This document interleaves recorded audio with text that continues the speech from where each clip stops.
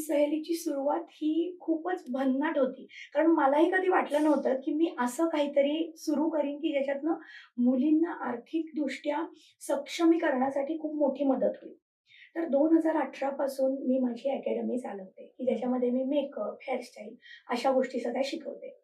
So ज्यावेळेला मी हे संपूर्ण चालू केले क्लासेस घ्यायला, त्यावेळेला मला अनेक मुलींचे फोन यायचे, की "मॅडम मला पण कोर्स करायचा आहे. मला लहानपणापासून आवड आहे." म्हणजे हे तर वाक्य जे आहे ना, की मला लहानपणापासून आवड आहे, हं, हे हं. एकाही मुलीचं चुकलं नाही. म्हणजे मी एकही मुलगी अशी बघितली नाही, की जी म्हणते, की मला आवड नाहीये. हं, हं. मेकअपची आवड आहे, हेअर्सची आवड आहे.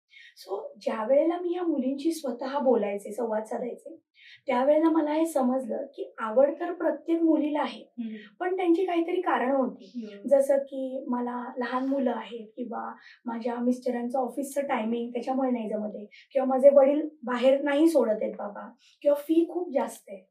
सो अशी अनेक कारणं होती, की ज्याच्यातनं जरी मला मुलींचे फोन आपण म्हणूयात एक 800 ते 1000 येत असतील, तरी त्याच्यातनं ॲक्चुअली ज्या माझ्या क्लासला येणाऱ्या मुली आहेत, ते हार्डली 5 ते 7 असायच्या. हं, मग मी म्हटलं, ही एवढी मोठी तफावत का आहे? हं. जर का प्रत्येकीला आवड आहे, शिकायची इच्छा आहे, तर मग त्यांना अडवतंय काय?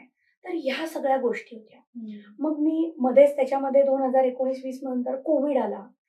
त्याच्यानंतर खरं महत्त्व समजलं, की ऑनलाईनचं आहे काय? हं. तोपर्यंत प्रत्येकाला अगदी ट्रॅडिशनल पद्धतीने शिकायची हौस होती आणि त्याच पद्धतीने शिकवलं तरच आपल्याला कळेल असं वाटायचं. हं. पण जसा कोविड आला, हळू ऑनलाईन चालू झालं. मग ते ऑनलाईन लाईव्ह क्लासेस घेणं असू दे.